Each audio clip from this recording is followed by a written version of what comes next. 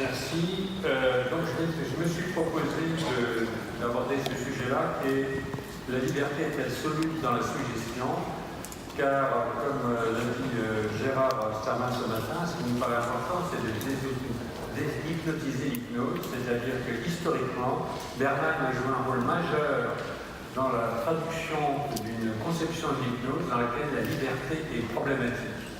Et donc, depuis le début, nous avons cette énigme de la liberté au sein de l'hypnose.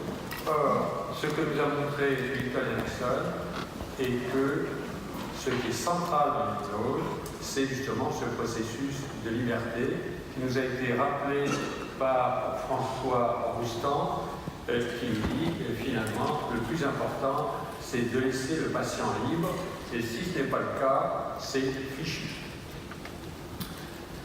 Voilà. Alors, Bernheim, ce que je voulais mettre en évidence, c'est que dès le début du travail de Bernheim, il y a un paradoxe, il y a une contradiction.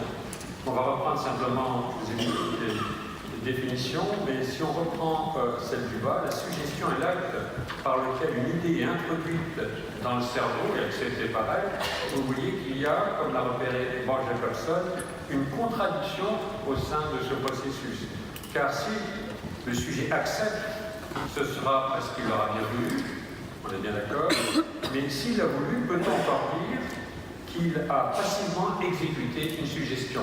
Il vient dès le début, il y a une contradiction sur les deux. Mis en évidence par Mark Jacobson. Alors, comment peut-on comprendre cette contradiction? Dès le départ,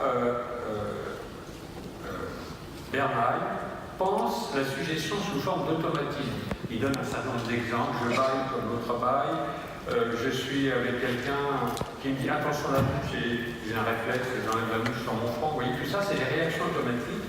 Il va penser ces réactions automatiques dans la relation comme une expression du sujet. Il va également penser, et c'est pour moi très problématique, parce qu'on va revoir à travers toute l'histoire du XXe siècle, qu'un honnête homme, excusez-moi, peut par suggestion faire un crime. C'est ce que pensait Liégeois, avec qui il travaillait, non, mais lui, il a pensé également. Il le met texto dans ses textes. Donc, c'est comme si vous pouviez amener quelqu'un à avoir un comportement totalement opposé à ses valeurs et détruire et tuer quelqu'un d'autre. Il donne plein d'exemples. Il imagine, par exemple, qu'une jeune femme va poignarder, elle part faire un poignard, et puis va poignarder une amie. Et à aucun moment, il n'imagine que c'est justement parce que c'est une mise en scène et que la personne n'y croit pas. Il fait comme si finalement la personne y croyait, parce que quelque part, c'est la suggestion. Donc vous voyez que c'est dès le départ une théorie qui est vraiment problématique. Et pour l'histoire du crime, il raconte en particulier une histoire de viol qui est assez horrible, qui s'est passée à Les Guillaules dans le Var, et où une jeune femme de 25 ans, Joséphine, a été abusée par un manipulateur qui se prenait pour le Fils de Dieu. À aucun moment, il n'imagine que ce qui est en train de se passer, c'est simplement de la manipulation, de la violence, de la force, et qu'elle est terrorisée et dissociée. Il continue à parler en termes de suggestion. Alors qu'on est dans un autre registre, on a des processus de sidération liés à des processus traumatiques. Donc tout ça est mélangé et c'est vraiment problématique. Évidemment, un certain nombre de gens s'en sont rendus compte. Delboeck, pourtant qui était proche de lui, dit le suggestionneur propose, le suggestionné dispose. Donc il remet bien l'importance du choix individuel de la responsabilité. Et Pierre Janet, qui est une personne qui a pas mal influencé Erickson, je ne suis pas disposé à croire que la suggestion puisse expliquer tout, et en particulier qu'elle puisse s'expliquer elle-même. Vous savez que ce texte-là sera repris par Freud en disant Saint Christophe portait le Christ portait le monde, ou Saint Christophe mettait-il les pieds. Voilà. Donc ce paradoxe de la liberté est au centre du travail de Bernheim, mais il n'est pas pensé comme un paradoxe, il essaie de l'expliciter, et il a du mal à l'expliciter. Et pourquoi a-t-il du mal à penser la liberté? Il a du mal à la penser, car il est dans une pensée scientiste, un certain rationalisme de la fin du XIXe siècle, qui veut se séparer de la pensée fluidique, qui est renvoyée à une vision ésotérique, et il veut quelque chose de concret qui soit mesurable. Et si on veut du mesurable et du concret, le sujet devient rapidement un objet, Et ce sujet est un sujet de la représentation. J'en profite ici pour proposer un hommage à Michel Henry, qui est un énorme philosophe, qui a joué un rôle majeur dans l'évolution de François Roustan pour passer de la psychanalyse lacanienne à l'hypnose ericksonienne, et qui était professeur de philosophie à la faculté de Montpellier, alors qu'il a été appelé, il est connu dans le monde entier, il a été appelé à Paris en Sorbonne, il a préféré rester à Montpellier. Ce que nous pouvons tirer de l'exemple, on reprend la question des médicaments, c'est que la suggestion, c'est le rôle d'un médicament, donc c'est du bienvouloir. Donc la suggestion, c'est apprendre des réflexes automatiques.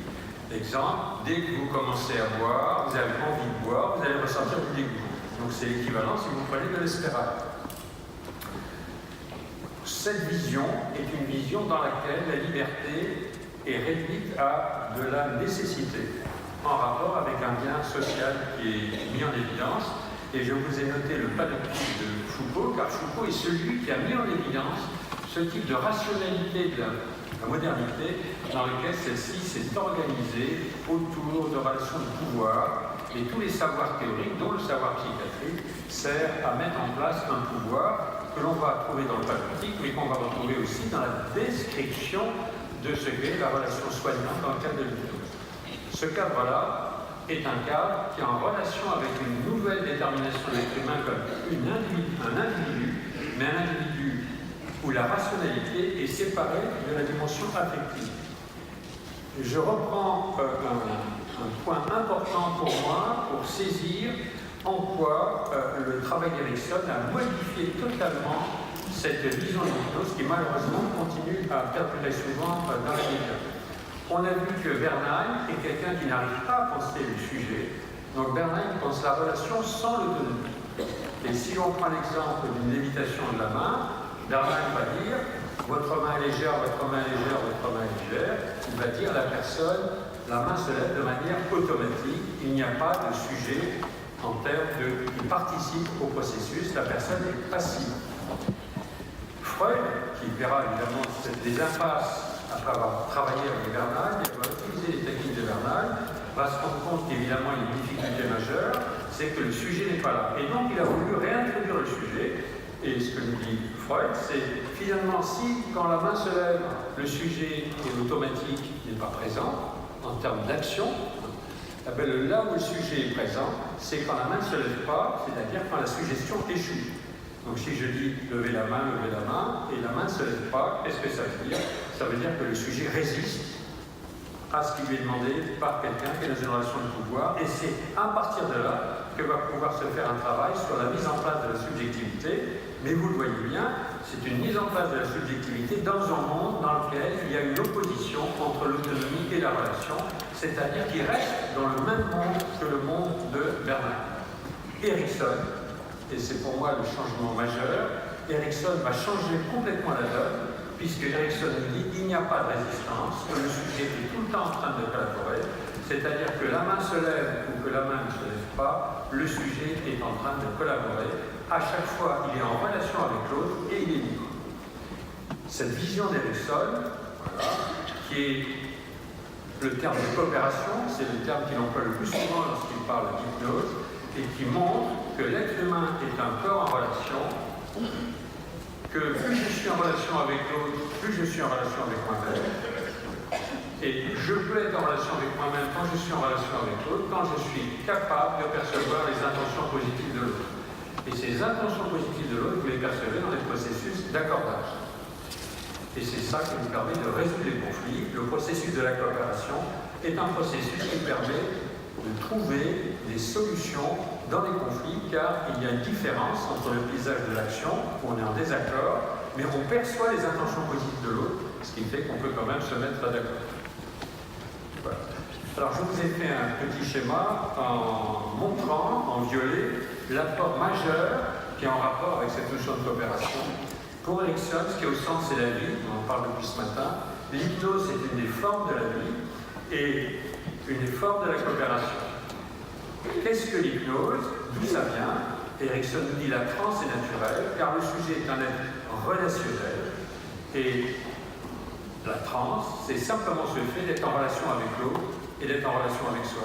Dès le début, l'enfant est en relation avec l'autre, est en relation avec soi. Il rentre dans le monde de l'autre, il rentre dans son monde. Donc ce processus d'être ici et ailleurs dans le vécu relationnel est à l'origine du processus de transe que nous allons utiliser en hypnose. Ce processus, on pourrait appeler l'autonomie relationnelle, c'est-à-dire le fait d'être autonome dans la relation, puisque quoi que je fasse, l'autre va percevoir mes intentions positives, et ce que nous pouvons aussi appeler une valeur, c'est ce à quoi le sujet peut donner de la valeur. Ce violet, dans ce carré de risque, qui n'existe pas dans l'approche de Bernheim comme dans celle de Freud, c'est que ce monde, ce que j'ai noté, maltraitance abandon, qui est le monde justement de la dissociation, c'est-à-dire soit vous êtes en relation avec l'autre, avec quelqu'un, mais cette personne vous empêche d'être en relation avec vous-même. C'est-à-dire vous pouvez exister dans la relation en étant un objet de la relation. À partir de ce moment-là, vous n'existez pas comme sujet de la relation. Vous êtes obligé de faire ce qu'attendent les autres pour pouvoir garder la relation. En ce qui concerne la dimension de l'abondance, c'est l'inverse. J'essaie d'être en relation avec moi, mais je ne peux pas être en relation avec l'autre. C'est une autonomie sans relation et vous êtes dans le monde du vide et de l'abandon. C'est ce qu'on retrouve évidemment dans les cauchemars. Dans le monde de la maltraitance, vous êtes attaqué par des monstres et dans le monde de l'abandon, vous tombez dans le vide. Mais ces deux espaces, maltraitance et abandon, décrivent tout l'espace de la psychopathologie. Si nous prenons la partie du haut, vous avez deux possibilités en reprenant la réflexion sur la liberté. Si vous avez une partie de vous qui est dans la vie et puis une partie dans laquelle vous êtes justement dans la maltraitance, vous serez quelqu'un qui, dans certains contextes, va être angoissé et vous serez angoissé d'expérimenter votre liberté. Donc votre liberté va être inhibée, vous ne serez pas bien, mais vous avez la possibilité de vous appuyer sur ces processus de coopération qui, par ailleurs, existent pour vous.